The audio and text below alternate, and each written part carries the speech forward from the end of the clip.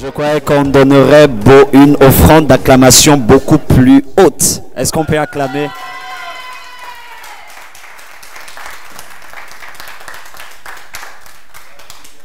Est-ce qu'on peut acclamer pour le pasteur Yannick, son épouse, la maman? Waouh! Gloire à Dieu. Nous voulons montrer toute notre reconnaissance, notre gratitude, non seulement au pasteur Yannick, à son épouse, la maman, mais également à toute l'église et toute la communauté. Est-ce qu'on peut acclamer le Seigneur pour vous?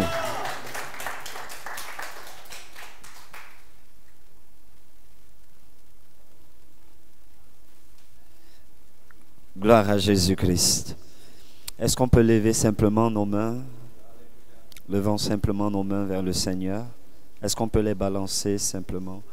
Et dire merci au Saint-Esprit pour tout ce que nous avons vécu ce matin, les guérisons que nous avons vécues, le temps de louange, le temps d'adoration, les paroles de connaissance qu'il nous a données, les paroles prophétiques qu'il nous a données. Oh, merci Jésus, merci pour ta présence. Merci pour ton amour. Merci pour ta grâce, pour ta manifestation. Seigneur, merci.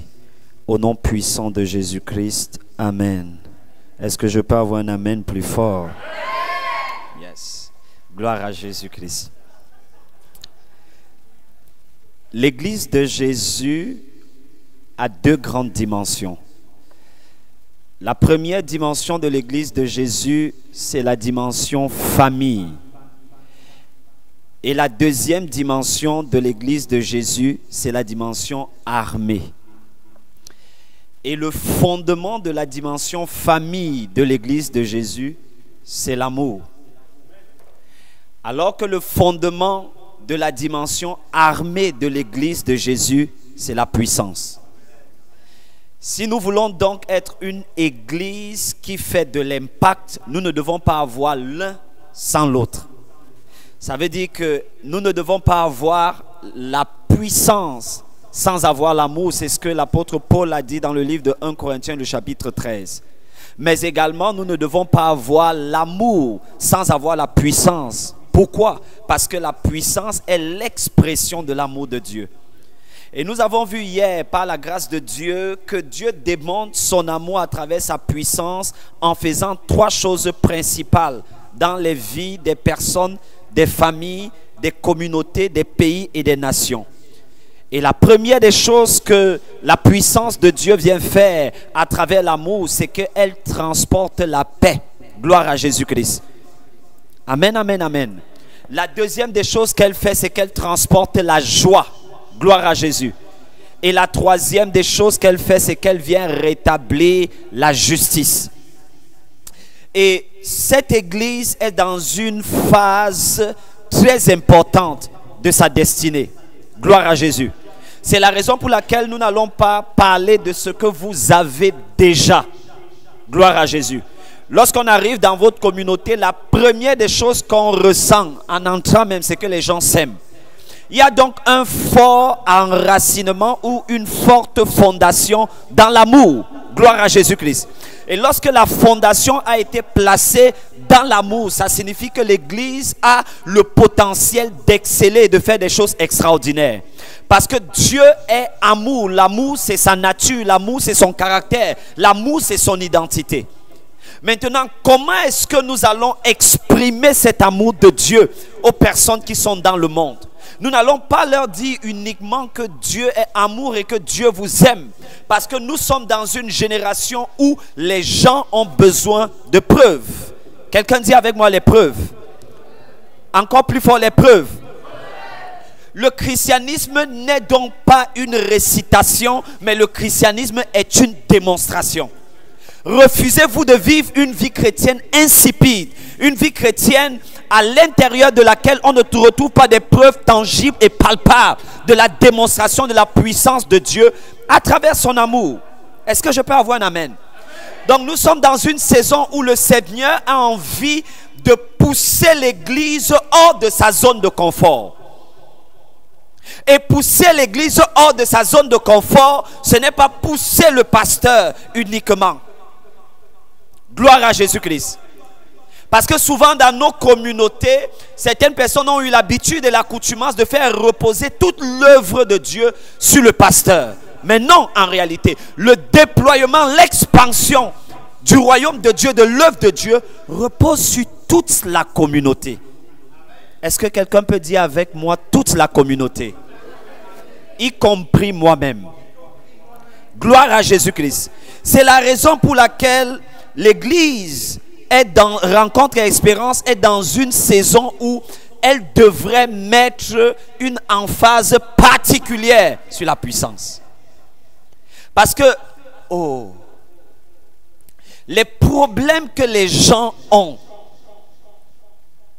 ces problèmes ne seront pas résolus avec les récitations ou avec les conseils. Est-ce que nous sommes ensemble? La Bible raconte l'histoire de Pierre et de Jean qui étaient en train d'aller au temple. Et pendant qu'ils étaient en train de se rendre au temple, juste à l'entrée du temple, ils ont trouvé un homme qui était là depuis plusieurs années. Et cet homme était un mendiant. Il avait pris l'habitude de mendier, de commander. Et lorsque Jean et Pierre arrivent à cet endroit, l'homme leur demande de l'argent. Mais qu'est-ce qu'ils vont dire? Ils vont dire, nous n'avons ni or, ni argent. Mais ce que nous avons, nous te le donnons. Lève-toi et marche. L'église est comme un hôpital. C'est un hôpital divin. Ça signifie que lorsque les gens viennent à l'église, la communauté ne doit pas laisser que les gens viennent à l'église et rentrent avec leurs problèmes. Oh, je n'ai pas reçu un amen. Vous, en tant que chrétien, vous ne devez pas laisser que quelqu'un entre dans votre maison et ressorte avec ses problèmes. Ah, quelqu'un est en train de dire, moi-même j'ai d'abord beaucoup de problèmes. Et comment est-ce que je vais devenir le solutionneur des problèmes de d'autres personnes? Si tu lis bien la Bible, tu vas constater que Dieu nous oint les uns pour les autres. Je vais répéter ce que je venais de dire. Dieu te oint pas nécessairement pour toi-même, mais pour les autres.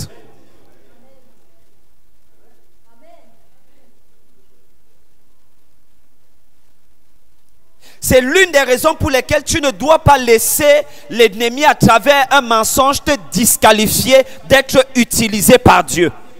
Dieu peut utiliser n'importe qui. En réalité, Dieu veut t'utiliser. J'ai envie de prophétiser et de dire Dieu va t'utiliser. Oh, donne-moi un amen comme le tonnerre. C'est une église vivante ici. C'est une église de réveil. Ce n'est pas une église amorphe. Ce n'est pas une église taciturne. Si nous voulons attirer les jeunes, nous devons vibrer au même diapason que le Saint-Esprit. À telle enseigne que lorsque les jeunes viennent à l'église, ils ne doivent pas s'ennuyer. Ils doivent voir tellement la démonstration de la puissance de Dieu qu'ils aient envie d'aller raconter à leurs camarades à l'école ce qu'ils ont vécu le dimanche. Mais pour arriver à ce niveau, nous devons payer un prix. Dis à ton voisin, tu dois payer un prix. La dernière fois que j'étais ici, j'ai partagé avec vous en rigolant et en ricanant que Dieu n'est pas américain, Dieu n'est pas nigérian. C'est le Dieu de nous tous. Ça signifie que quoi que ce soit qu'il fait dans les nations, il veut le faire ici.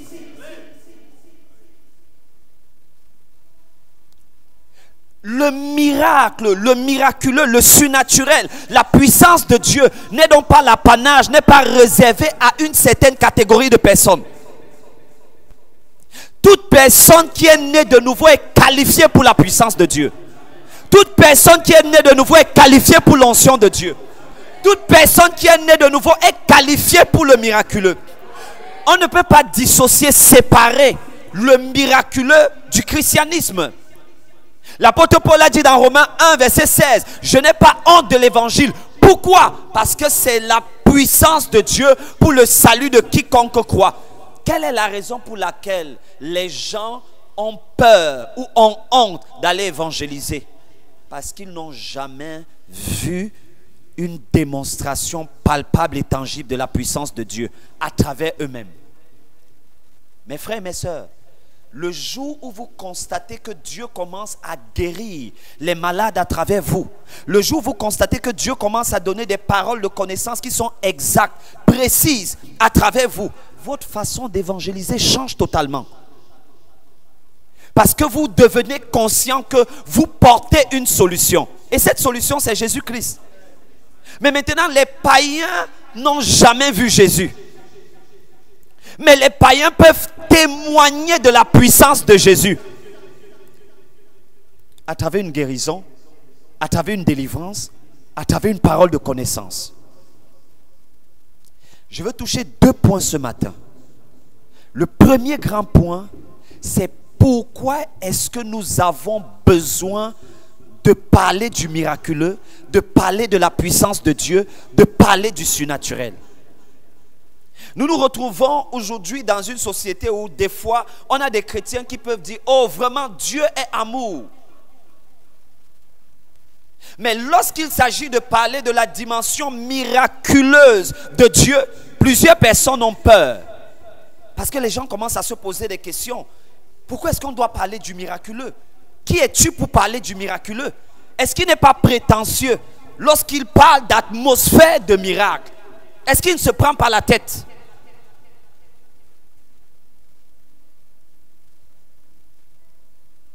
On ne peut pas parler du miraculeux parce que le miraculeux dépend uniquement de Dieu. C'est Dieu qui fait les miracles quand il veut et comme il veut. C'est faux. Oh, je commence à toucher des choses importantes. Le miraculeux ne dépend pas uniquement de Dieu. Parce que si le miraculeux dépendait uniquement de Dieu, Dieu serait injuste. Demande-moi pourquoi. S'il te plaît, pose-moi la question. Il serait injuste parce que quelle est la raison pour laquelle il choisit de guérir X et il choisit de ne pas guérir Y? Quelle est la raison pour laquelle il choisirait de manifester les miracles au Nigeria et pas en France? Pourtant, la Bible dit dans le livre de Colossiens que Dieu ne fait acception de personne. Ce qui sous-entend que qui que ce soit que Dieu a utilisé, Dieu veut également m'utiliser. Dieu ne veut pas utiliser uniquement le pasteur Yannick, Dieu veut utiliser chacun d'entre vous. Ah ouais, est-ce que je peux avoir un amen? Dis avec moi, Dieu veut m'utiliser.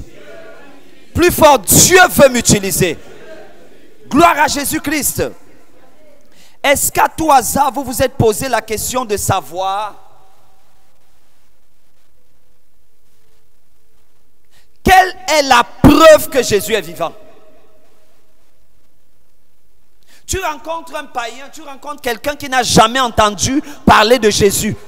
Et tu lui dis, ok, il y a un sauveur qui est allé sur la croix, il est mort pour tes péchés, il est mort pour tes péchés. Mais pendant que tu tiens ce discours, quelle est la preuve palpable et tangible que tu as, que tu peux démontrer, qui prouve que Jésus est vivant?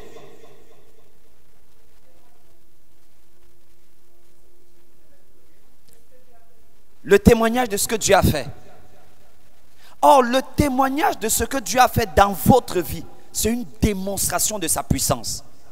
Parce que c'est important de savoir que quelqu'un ne peut pas être libéré de la dépression sans qu'il n'y ait la puissance de Dieu en action. Pourquoi? Parce que c'est important de comprendre que les problèmes dans lesquels la plupart de nos familles se sont retrouvées ont été orchestrés par l'ennemi, par le diable. Et ça s'est introduit à travers le péché. C'est la raison pour laquelle T.L. Osborne a dit ceci. Qui connaît le pasteur T.L. Osborne?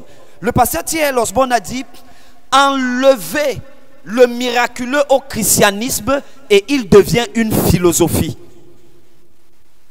Ce qui fait en sorte que le christianisme ne soit pas une philosophie, c'est sa dimension miraculeuse. C'est sa dimension surnaturelle. Gloire à Jésus-Christ.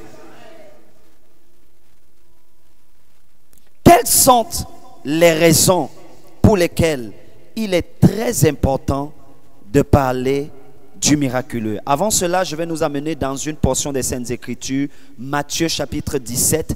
Nous allons lire à partir du verset 14. Vous connaissez bien cette histoire. Matthieu chapitre 17, nous lisons à partir du verset 14e. Merci Jésus. Et hier, pour ceux qui n'étaient pas là hier, nous avons lu deux passages importants. Le premier passage, c'était dans le livre de 1 Corinthiens, le chapitre 12. Qu'est-ce que l'apôtre Paul dit? L'apôtre Paul dit aux chrétiens de Corinthe que je ne souhaite pas que vous restiez ignorants en ce qui concerne les dons spirituels. Et dans Romains chapitre 1, le verset 11e, le même apôtre Paul, il dit aux chrétiens de Romains, j'ai envie de vous rendre visite afin de vous impartir, de vous transférer les dons de la grâce, afin que vous soyez affermis. Ça signifie qu'on ne peut pas prétendre être un chrétien qui est affermi si on n'a pas été exposé à la puissance de Dieu.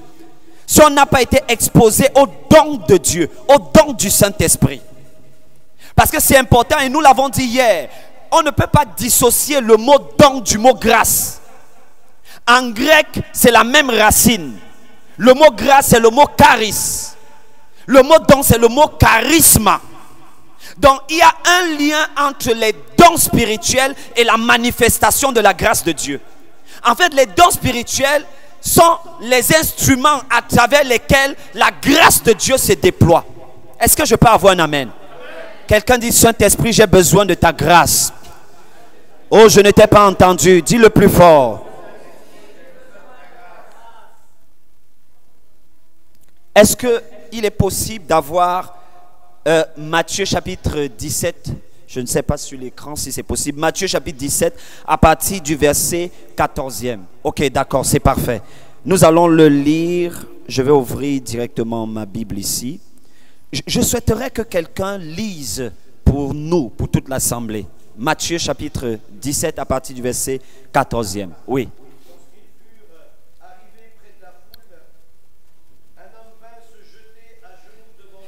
Lorsqu'ils furent arrivés près de la foule, un homme vint se jeter devant Jésus. Oui. Et il dit, Seigneur, aie pitié de mon fils, qui est lunatique. Une autre version utilise le terme épileptique. Est-ce que nous sommes ensemble? Une autre version utilise le terme autiste. Vous vous rendez compte? Autiste. Oui, continuons. Autiste. Est-ce que ça vous parle quand j'utilise le terme autiste? Parce que quand la Bible utilise le terme lunatique, on a l'impression que, ok, lunatique, c'est le type de maladie, disons, dont on peut guérir. Mais une autre version utilise le terme autiste. Donc, le fils de cet homme avait un problème autistique. Maintenant, essayez à tout hasard de jeter un regard dans notre société et essayez de voir combien d'enfants, combien de personnes souffrent du trouble autistique. Imaginez maintenant que Dieu vous donne une onction qui est capable de libérer les autistes. Est-ce que vous voyez que du coup votre vie chrétienne devient beaucoup plus significative? Parce que même sur le plan étatique et médical, on pourra mentionner, on pourra vérifier que des gens sont guéris, sont libérés de l'autisme à travers votre ministère. Je suis désolé de vous dire que si Jésus ne peut pas guérir des personnes qui souffrent de l'autisme ou de l'Alzheimer, je ne sais pas pourquoi est-ce que je devrais adorer ce Dieu. Je n'adore pas ce Dieu uniquement pour aller au ciel avec lui. J'adore ce Dieu également parce qu'il est capable d'apporter des solutions à mes problèmes temporels. Oh, je suis maintenant en train de toucher vos doctrines. Je suis en train de toucher vos doctrines. Parce que plusieurs personnes pensent qu'elles ont été sauvées uniquement pour aller au ciel. Si nous avons été sauvés uniquement pour aller au ciel, le jour où tu as été sauvé, ce jour-là, tu devais quitter la terre. Mais quelle est la raison pour laquelle le Seigneur t'a laissé sur la terre après t'avoir sauvé? C'est afin que tu deviennes un solutionneur sur la terre. Que tu deviennes quelqu'un qui transporte les solutions du ciel sur la terre. Que tu deviennes le canal à travers lequel Dieu va démontrer son amour. Dieu va démontrer sa puissance. Dieu va toucher les gens. Comment est-ce que je suis venu à Christ? Comment est-ce que j'ai dédicacé ma vie au Seigneur? Mon grand frère Blaise était malade et conduit de l'hôpital. souffrant d'une cirrhose du foie, séropositif, souffrant d'une tuberculose. Et les médecins ont dit à mon père, on ne peut plus rien faire pour lui, allez attendre qu'il passe de vie à trépas, qu'il meure. Et quand je suis rentré ce soir-là à la maison, j'ai trouvé mon frère qui était en train d'agoniser. Et avant lui, j'avais déjà perdu 3 sœurs, dont il était sur le point d'être le 4e. Et j'ai dit, dans une prière très simple, Seigneur, j'ai entendu parler de toi, les prêtres racontent beaucoup de choses sur toi, les pasteurs racontent également beaucoup de choses sur toi, mais si tu existes véritablement, démontre-le aujourd'hui en guérissant mon frère, et j'irai partout te servir, partout là où tu vas m'envoyer, j'irai te servir. Et je vous dis, en l'espace de 2 semaines, mon frère a été littéralement guéri, totalement guéri. Et ça a été l'un des premiers chocs de ma vie. Parce que j'ai constaté que le Jésus dont on parle, il n'est pas resté accroché sur la croix avec ses 2 mains qui ne peuvent pas toucher les malades. Non, je vous dis la vérité. À quoi nous sert un Dieu qui est accroché sur une croix et qui ne peut pas s'intéresser aux problèmes temporels des gens? Allez dans les EHPAD et vous allez voir comment les gens souffrent. Allez dans les MEX, les maisons d'enfance à caractère social, et vous allez voir comment les familles souffrent, comment les enfants souffrent, comment les jeunes souffrent. Est-ce qu'à un moment donné, ça ne vous révolte pas spirituellement de voir comment les familles sont brisées, les familles sont cassées? Vous pensez que les familles qui divorcent, elles divorcent parce qu'elles le veulent? Non, elles divorcent parce qu'elles sont attaquées par le diable. Vous pensez que les enfants qui se retrouvent en train de consommer la drogue, en train de consommer l'alcool, ils le font parce qu'ils l'ont trop choisi? Pas du tout. Ils le font parce qu'ils sont sous des oppressions sataniques et diaboliques. Et ces oppressions sataniques et diaboliques ne vont pas disparaître avec nos bonnes paroles et nos bons messages, mais avec la démonstration de la puissance de Dieu. Je refuse un christianisme moribond, un christianisme religieux, un christianisme avec des artifices, mais sans la puissance et la présence de Dieu. C'est le temps de sortir de ta zone de confort. Est-ce que je peux avoir un amen? Terminons la lecture de ce passage. Si mon message est en train de te secouer, ça veut dire que c'est vraiment à toi que je parle. Ça veut dire que c'est vraiment à toi que Dieu parle. Oui.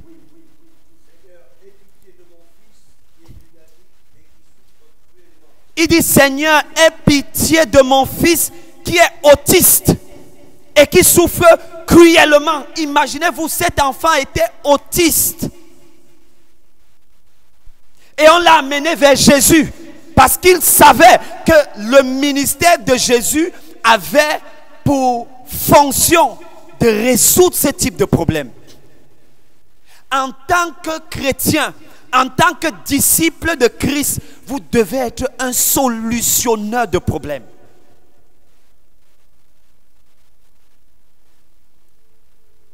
Vous pensez qu'il n'y a pas un appel de Dieu sur votre vie? Il y a un appel de Dieu sur votre vie.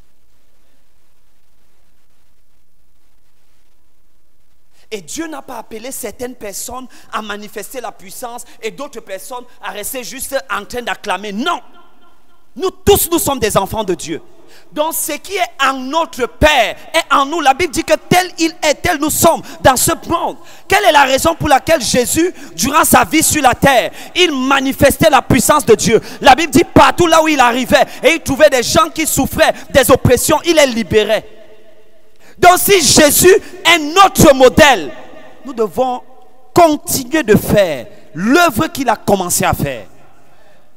Je refuse d'avoir un ministère qui n'a pas de puissance. Je refuse d'être un chrétien qui n'a pas de puissance. Parce que quand je parle de ministère, tu vas te dire non, mais il est pasteur, il a fait des études théologiques, ça n'a rien à y voir. Les disciples de Jésus, la seule école théologique que les disciples de Jésus connaissaient, c'était Jésus. Oui. La seule école théologique que Pierre avait, c'était Jésus. Jésus était leur école. Terminons la lecture. Regardez. Il tombe souvent dans le feu, oui. Et des fois, il se jette dans l'eau. Attendez. L'homme accuse maintenant les disciples de Jésus. Il dit à Jésus, tes disciples sont incompétents. Oh, c'est ce qu'il dit. Il dit à Jésus, tes disciples sont incompétents. Parce que j'ai pris mon enfant qui est autiste et je l'ai amené vers tes disciples. Disciple, que signifie disciple? Disciple signifie celui qui te suit. Celui qui t'a pour modèle. Celui qui fait les choses comme toi. En fait, ton élève. Donc il est en train de dire à Jésus, tes élèves là, ils sont incompétents. Parce que je leur ai amené le type de cas qu'on t'amène souvent. Et ils ont été incapables de résoudre ce type de cas. Est-ce qu'à un moment donné, tu n'es pas mal à l'aise du fait de rencontrer des gens avec des problèmes, des situations, et que tout ce que tu peux leur dire, c'est que vraiment Dieu t'aime. Il faut venir dans notre église. Non, en réalité, les gens ne viennent pas à l'église pour être sauvés. Les gens viennent à l'église parce qu'ils ont déjà été sauvés. Non, si on lit bien la Bible dit que le Saint-Esprit rajoutait à l'église tous ceux qui étaient sauvés. Ça signifie que quand les gens viennent ici à l'église Rencontre et Espérance, ils doivent venir parce que vous leur avez déjà démontré la puissance de Dieu à la maison ou dans leur maison ou à votre lieu de service. Et parce qu'ils ont donc vu la manifestation de la puissance de Dieu, ils viennent donc à l'église trouver un lieu où on va les encadrer, où on va leur enseigner la parole de Dieu. Deux choses qui sont importantes: la dimension amour et la dimension puissance, la dimension famille et la dimension armée. Dans une armée, on n'amène pas les faibles en guerre. Oh.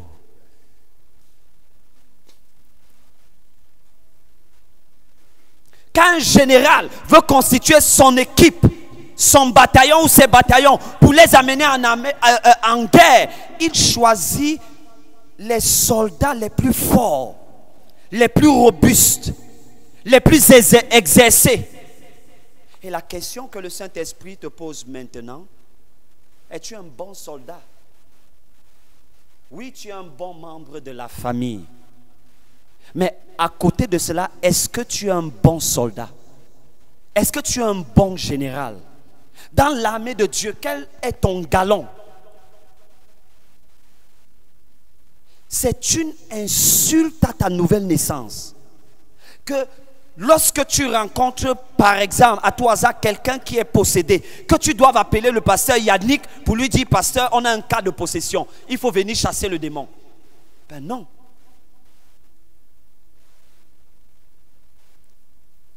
Marc chapitre 16, à partir du verset 17.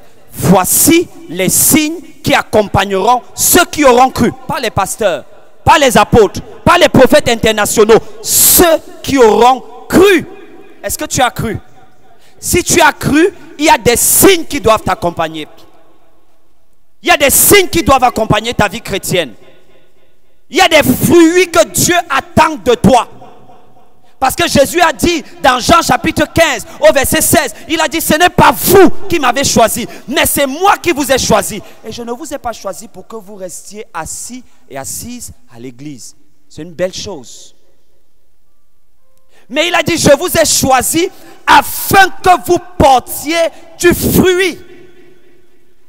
Ça veut dire que les temps de prière que vous avez ici, les temps d'enseignement, les moments pendant lesquels le pasteur Yannick prend du temps à enseigner la parole de Dieu, ça doit être utile à vous donner les capacités d'aller dans le monde et d'aller pêcher les âmes. L'église n'est pas un club social, mais l'église est la famille de Dieu et l'armée de Dieu sur la terre. J'insiste là-dessus. L'église n'est pas un club social, mais l'église est la famille de Dieu et l'armée de Dieu sur la terre. Est-ce que vous savez que Dieu a besoin de vous? Dieu veut toucher les vies. Dieu veut toucher les personnes. Dieu veut guérir. Dieu veut libérer. Dieu veut toucher la nation. Mais qui va répondre à l'appel de Dieu? Qui va accepter de payer le prix pour être utilisé par Dieu? Oh, quelqu'un dit moi Seigneur. Quelqu'un dit moi Seigneur. Donne-moi quelques minutes et j'aurai terminé. Terminons la lecture. Merci Jésus. Regardez la réaction de Jésus. Il lui dit, je l'ai amené, j'ai amené cet autiste à tes disciples et ils ont été incapables de le guérir. C'est un peu comme quelqu'un qui est sorti d'une école de médecine, de la meilleure école de médecine. Et après on lui amène un cas et il est incapable de résoudre le cas. Il est donc incompétent. Es-tu un disciple compétent ou un disciple incompétent? Est-ce que le ciel peut compter sur toi pour résoudre certains problèmes sur la terre? Parce que ça doit être clair que ce n'est pas Jésus qui va revenir chasser les démons sur la terre. Non, Jésus nous a déjà envoyés. Matthieu chapitre 28, verset 19. Comme le Père m'a envoyé, moi aussi je vous envoie. Moi aussi je vous envoie. Or, il ne peut pas nous envoyer sans sa puissance. C'est la raison pour laquelle il a demandé aux disciples, dans Actes des Apôtres, le chapitre 1, à partir du verset 8, il leur a demandé d'aller attendre dans la chambre haute. Jusqu'à ce qu'ils soient remplis du Saint-Esprit, remplis de la puissance de Dieu. Es-tu rempli du Saint-Esprit?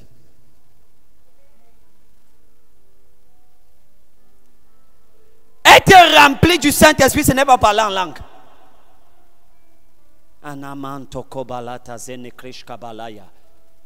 Le parler en langue est certes l'un des signes qui arrivent lorsqu'on a été rempli du Saint-Esprit.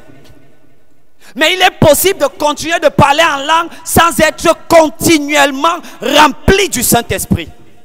Il y a donc puisque le parler en langue est un don, il est donc possible de continuer de parler en langue sans être totalement, pleinement rempli du Saint-Esprit. Oh, je suis en train de toucher une question doctrinale sensible ici. Parce que lorsque vous êtes plein du Saint-Esprit, il y a des démonstrations extraordinaires de la puissance de Dieu. Il y a des manifestations tangibles du surnaturel. Vous ne devez donc pas limiter votre vie chrétienne au parler en langue ou à la nouvelle naissance. Il n'y a plus que le parler en langue. Il n'y a plus que la nouvelle naissance. Il y a le surnaturel, il y a le miraculeux, il y a la manifestation palpable et tangible de la puissance de Dieu. Est-ce que je peux avoir un amen? Est-ce que je peux avoir un amen? Regardez quelle est la réaction de Jésus vis-à-vis de ses disciples. Aïe, aïe, aïe, aïe, aïe, ça fait mal. Il dit race, c'est étonnant. Parce qu'on se dit que non, comme Jésus est amour, il va dire à cet homme, oh vraiment, non, non, non, vraiment ce sont mes disciples. Ils sont encore en train d'apprendre, ils apprennent encore, il faut leur pardonner. Non, ce n'est pas la réaction de Jésus. Jésus va vers ses disciples et il dit, race incrédule. Donc il est en train de dire que ces disciples qui le suivent, ils ont un problème, ils ont une maladie. Ce problème, cette maladie, ça s'appelle l'incrédulité. Beaucoup de gens viennent à l'église et ne s'attendent même pas à un miracle. C'est pourquoi hier, le pasteur Yannick, pendant que nous étions en train de préparer, de prier, il était dans une dimension prophétique et il priait contre l'esprit de religion. Je peux vous dire quelque chose au sujet du miraculeux? Dieu ne fait pas les miracles là où on en a besoin. Dieu fait les miracles là où on les attend. Quand vous venez le dimanche à l'église, est-ce que vous vous dites, ok, je vais passer un bon temps avec les frères et les sœurs, on va manger, on va danser? Est-ce qu'en venant le dimanche à l'église, vous venez comme quelqu'un qui s'attend à la manifestation de la puissance de Dieu? Vous venez comme quelqu'un qui s'attend à ce que Dieu va démontrer sa puissance. Dieu va se déployer. Le miraculeux ne se manifeste pas, merci, là où on en a besoin, mais il se manifeste là où on l'attend.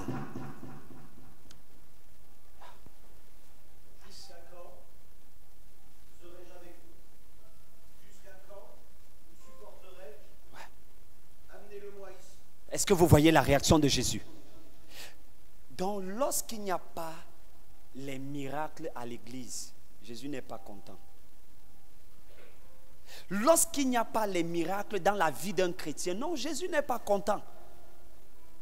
Jésus ne va pas se placer quelque part, il acclame, il acclame. Non, non, non, non, non. Est-ce que je suis en train de dire que le miraculeux, c'est tout ce dont nous avons besoin? Non.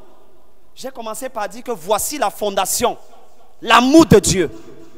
Maintenant, lorsque l'amour de Dieu a été placé comme fondation, ce à quoi Jésus s'attend, c'est que nous puissions démontrer cet amour de Dieu. Et comment est-ce que nous allons démontrer l'amour de Dieu? Aux gens qui ne le connaissent pas, mais qui sont malades. Aux gens qui ne le connaissent pas, mais qui sont oppressés par des esprits maléfiques. Aux gens qui ne le connaissent pas, mais qui... Savez-vous que lorsque vous voyez quelqu'un alcoolique, vous pensez que la personne est alcoolique parce qu'elle le souhaite? En classe de 4e, j'avais un enseignant d'allemand qui venait toujours donner cours en étant sous, dans un état second, dans un état d'ivresse. Et je peux vous dire que je n'ai jamais vu cet homme lucide. Nous avons vécu ensemble dans la même ville pendant des années et je vous dis devant le Seigneur, je ne l'ai jamais vu lucide. Il était toujours sous, toujours dans un état second. Mais pourtant, c'est quelqu'un qui avait fait de hautes et de grandes études en Allemagne, avec un bagage intellectuel extraordinaire, mais qui était lié par un esprit méchant, un esprit d'alcool. Vous pensez que quand vous voyez des gens se verser dans le tabac, se verser dans la drogue, vous pensez qu'ils fument ou ils consomment toutes ces choses parce qu'ils le veulent? Non, pas du tout. C'est parce que derrière ces choses que vous voyez, il y a des esprits maléfiques qui oppressent ces personnes. Or, ces esprits maléfiques, ils ne comprennent qu'un seul langage, la puissance. Dis avec moi la puissance. Lisons, qu'est-ce que Jésus va faire? Jésus parla sévèrement aux démons. Oui. Il sortit de lui et l'enfant fut guéri. Notez le mot sévèrement. Il n'a pas caressé l'esprit. Il ne lui a pas dit, s'il te plaît, sors d'ici. La Bible dit que Jésus parla sévèrement. Est-ce que vous voyez que Jésus ne s'est pas adressé aux malades? Est-ce que vous voyez que Jésus n'a même pas appelé Dieu le Père? Oh! Certaines personnes, lorsque vous vous retrouvez confrontés dans une situation, au lieu d'adresser directement la situation, Seigneur, viens guérir cette personne. Non. La raison pour laquelle nous sommes disciples et la raison pour laquelle il nous a donné le Saint-Esprit, c'est afin que nous puissions être l'extension de ses mains et que ces personnes reçoivent la guérison à travers nous. Ouais. Et l'autiste fut guéri à l'heure même, à cet instant. Oui. Alors les disciples s'approchèrent de Jésus et lui dirent en particulier, pourquoi n'avons-nous pas pu chasser ce démon? Très bien. Quelle est la raison pour laquelle on se retrouve en face de certaines personnes qui ont certains types de maladies et nous prions pour ces personnes-là et ces personnes-là ne sont pas guéries? Quelle est la raison pour laquelle on se retrouve en face de certaines personnes qui souffrent par exemple d'alcoolisme ou qui sont oppressées par toutes sortes et tout type d'esprits méchants? Quelle est la raison pour laquelle nous prions pour des personnes qui souffrent par exemple d'Alzheimer et elles ne sont pas guéries? Pour quelle raison? C'est la question qu'ils vont poser à Jésus. Regardons ce que Jésus va répondre. Et quelqu'un va dire, oh, l'Alzheimer, mais vraiment, lorsque quelqu'un souffre déjà de l'Alzheimer, c'est terminé pour la personne. Jusqu'à ce que tu ouvres ta Bible dans le livre des Psaumes, le chapitre 103, au verset 3. La Bible dit, c'est moi l'Éternel qui pardonne toutes tes fautes et qui guérit toutes tes maladies. Est-ce que je peux avoir un amen? Et mes frères et mes soeurs, nous devons croire en ça. Et la question que nous devons nous poser maintenant est celle de savoir, mais est-ce que Seigneur, y a-t-il quelque chose que je devrais faire pour voir tes miracles, pour voir tes signes, pour voir tes guérisons? Parce que Jésus, lui, sur la croix, il a déjà tout accompli. Jean chapitre 19, verset 31 à 32. La Bible dit, pendant qu'il était sur la croix, il a dit, tout est accompli. Ça veut dire que tout ce que Dieu devait faire pour que nous voyions des miracles, des guérisons, des saluts sur la terre, Dieu l'a déjà fait. Maintenant la question, qu'est-ce que moi je devrais faire pour que cela se manifeste? Et on va voir la réponse de Jésus. Quelqu'un dit incrédulité. Plus fort, incrédulité. Encore plus fort. Très bien, c'est ici que je vais terminer le message. Contrairement à ce que plusieurs personnes pensent, l'incrédulité n'est pas le manque de foi. Je sais que dans certaines versions, il est écrit que c'est parce que vous avez peu de foi. Non, ça ne peut pas être parce qu'ils ont peu de foi. Pourquoi? Parce que le même Jésus a dit que si votre foi est aussi petite qu'un grain de sénévé, vous serez capable de dire à cette montagne de se déplacer, d'aller se jeter dans la mer, et elle ira se jeter dans la mer. Donc la petite foi qui est comme un grain de sénévé peut déplacer la montagne. Et si cette petite foi qui est comme un grain de sénévé peut déplacer la montagne, ne peut-elle pas guérir un malade, libérer quelqu'un qui vit sous l'oppression? C'est la raison pour laquelle dans les textes grecs et originaux, ce qui est écrit, c'est à cause de votre incrédulité. Qu'est-ce que l'incrédulité? L'incrédulité, ce n'est pas le manque de foi. L'incrédulité, c'est le fait que votre foi fonctionne à l'envers. Oh, qui comprend ce que nous sommes en train de partager? Je reprends. L'incrédulité n'est pas le manque de foi. Demande-moi pourquoi. S'il te plaît, demande-moi pourquoi. Parce que si tu manques de foi, tu n'es plus sauvé. Oh, qui comprend? Parce que pour être sauvé, tu as eu besoin de la foi. Or, la Bible dit dans Hébreux chapitre 12, au verset 2, que c'est Jésus qui est l'auteur et le consommateur de notre foi. Donc même la foi que nous avons, elle ne vient pas de nous. Elle nous a été donnée comme un don par Jésus. L'apôtre Pierre va dire, à vous qui avez reçu la même foi que nous. Donc pasteur Yannick a la même foi que Pierre. La foi de Pierre n'était pas supérieure à la foi du pasteur Yannick. Demande-moi encore pourquoi. Parce que Dieu ne peut pas demander au pasteur Yannick de faire les mêmes choses que Pierre sans lui donner une foi qui est égale à la foi de Pierre. Ce serait injuste. Qu'est-ce que Jésus a dit?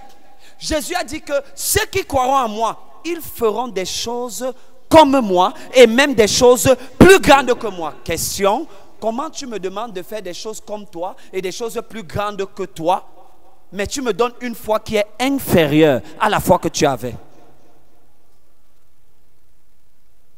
Si tu m'envoies faire les choses que tu faisais, tu dois me donner la même foi que tu avais. C'est pourquoi l'apôtre Pierre dit que nous avons reçu la même foi que les apôtres. Hébreux 12 dit que c'est Jésus qui est l'auteur de notre foi. Est-ce que vous croyez que pour que vous et moi nous soyons sauvés, vous croyez que c'est nous-mêmes qui avons créé cette foi? Pas du tout. Cette foi nous a été léguée, elle nous a été donnée comme un don, comme un cadeau divin. Et c'est cette foi qui nous a amenés au salut. Maintenant la question, si tu dis que tu n'as plus de foi, tu es en train de dire que tu n'es plus sauvé.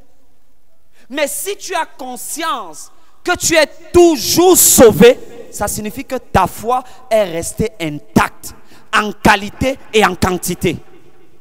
Donc tu n'as pas un problème de foi, mais tu as un problème de comment j'utilise ma foi. Oh, je croyais que j'allais recevoir un amen. C'est bien différent ce que je venais de dire.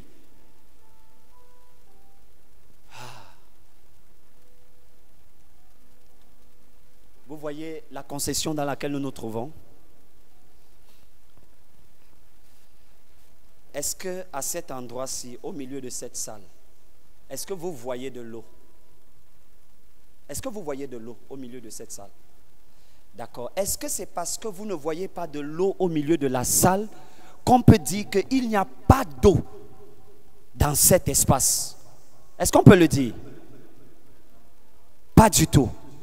Parce qu'il y a de l'eau à l'endroit où nous nous trouvons. Mais à cet endroit précis, nous ne voyons pas de l'eau.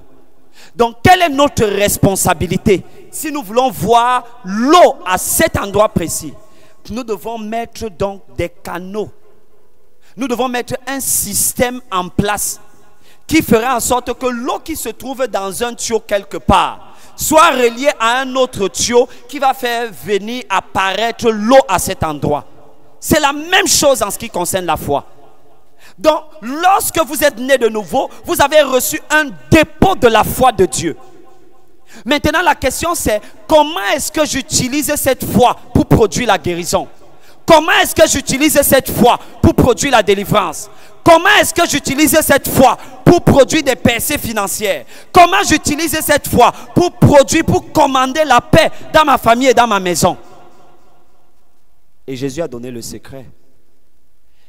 Il a répondu aux disciples parce qu'ils lui ont demandé quelle est la raison pour laquelle nous avons été incapables de chasser cet esprit, de délivrer cet homme. Et il a répondu aux disciples, c'est à cause de votre incrédulité. Personne parmi nous ne manque de foi. Mais la plupart du temps, notre foi fonctionne à l'envers. Qu'est-ce que j'entends par notre foi fonctionne à l'envers? Ça signifie que maintenant, quelqu'un va à l'hôpital. Et après que le médecin ait terminé de faire, disons, des diagnostics, le médecin dit à la personne que tu as une maladie incurable. Et dès que la personne a entendu qu'elle a une maladie incurable, elle commence à paniquer directement. Pourquoi est-ce qu'elle panique?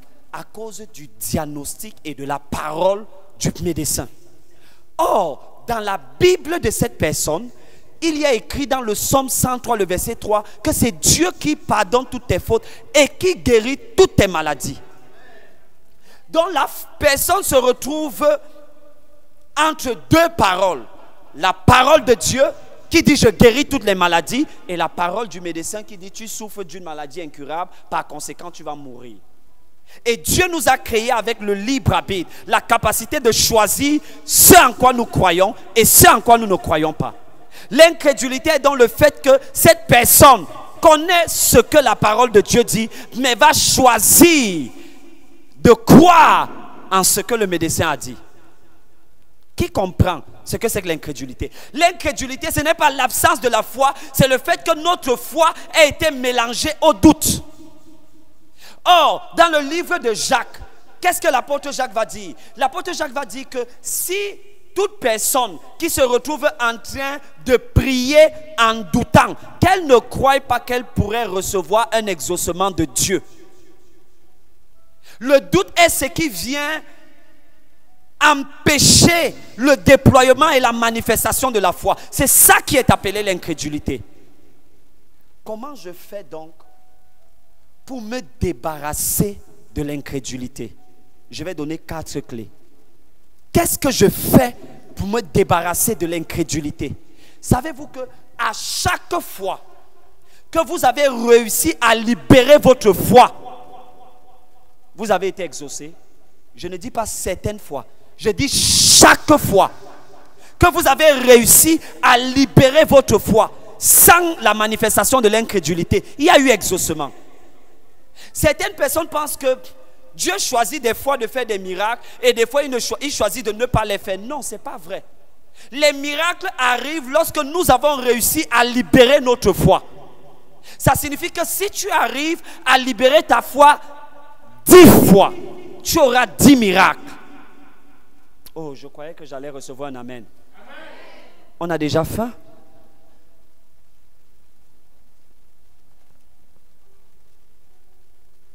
Comment je fais pour me débarrasser de l'incrédulité? Et Jésus a dit à ses disciples que ce type d'esprit ce type de démon, ce type de problème, écoutez-moi mes frères et mes sœurs, il y a des situations qui ne partiront de vos vies et de vos familles que par le jeûne et la prière.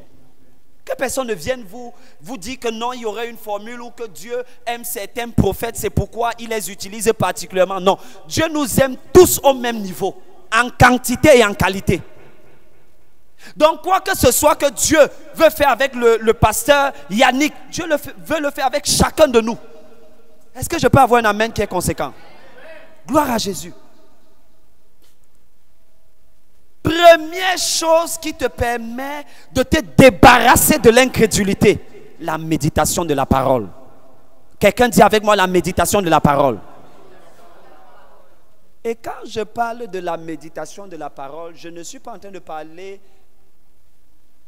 du fait que tu te retrouves devant ta Bible et pendant que tu es là devant ta Bible, le téléphone est à côté, la musique est à côté, les gens sont en train de faire les bruits à gauche et à droite. Non, pas du tout, ce n'est pas la méditation. La méditation est un temps particulier que tu consacres à Dieu pour l'écouter et le laisser t'enseigner. La méditation est un moment de communion, c'est un moment d'intimité. Pour les personnes qui sont adultes, lorsque vous êtes adulte et que vous êtes marié à votre épouse ou à votre époux, quand vous voulez avoir un moment d'intimité, vous n'allez pas dehors. Vous n'allez pas au salon. Vous ne le faites pas au milieu des gens. Vous allez dans un lieu secret. Quelqu'un dit avec moi le lieu secret. Plus fort, le lieu secret. Et on a reçu une prophétie ici ce matin même qui parlait de l'intimité. Qui a donné cette prophétie? Quelqu'un a donné cette prophétie qui disait que oui, le Seigneur nous appelle à notre premier amour. On ne peut pas prétendre aimer Dieu si on n'aime pas sa parole. Oh, j'ai terminé mon message. On ne peut pas prétendre aimer Dieu si on n'aime pas sa parole. Jésus a dit que celui qui m'aime va garder mes commandements. Mais comment est-ce que tu vas garder les commandements de Dieu si tu ne passes pas du temps à méditer la parole de Dieu?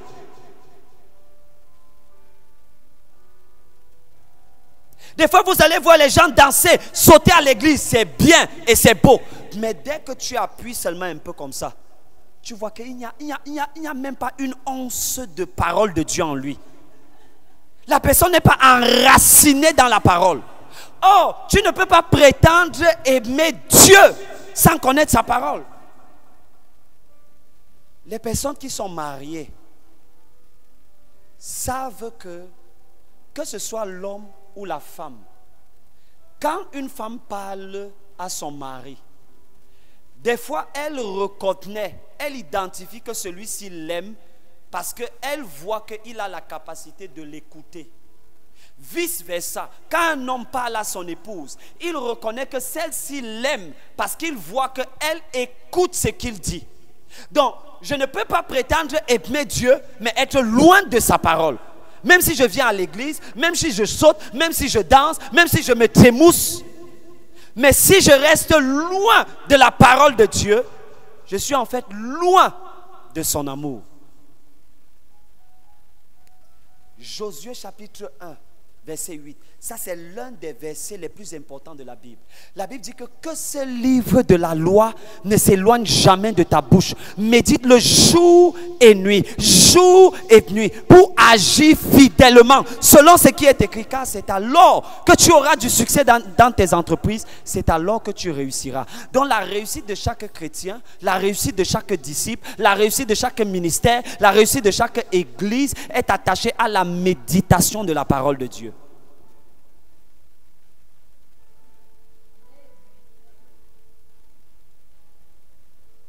Quand tu es vide de la parole de Dieu, c'est la raison pour laquelle les esprits méchants peuvent te rendre visite. Oh, je vais insister là-dessus. Quand tu es vide de la parole de Dieu, c'est la raison pour laquelle les esprits méchants peuvent te rendre visite. Est-ce que vous avez remarqué que la Bible dit que quand Jésus est arrivé sur le territoire de Gadara, il y avait cet homme qui vivait dans les sépulcres, qui se rappelle de l'homme qui vivait dans les sépulcres, qui était enchaîné. Jésus venait seulement passer et les démons légions qui habitaient en lui ont commencé à s'agiter. Jésus n'a même pas parlé. Pourquoi? Parce qu'il était plein de la parole de Dieu. Quand vous êtes rempli de la parole de Dieu, vous ne priez plus pour la guérison. Vous devenez un arbre de guérison mobile. Ça signifie que même si vous vous retrouvez en train de saluer quelqu'un par accident, si la personne a mal quelque part, elle reçoit la guérison. C'est ce qui s'est passé avec la femme à la perte de sang. Jésus n'avait pas prévu la guérir. Jésus était tellement enraciné dans la parole. Il était devenu la parole de Dieu mobile qui se déplaçait. Et la femme s'est dit, si je touche seulement le pan de son vêtement, et elle a touché le pan de son vêtement, elle a été guérie. Reviens à mon amour signifie reviens à ma parole.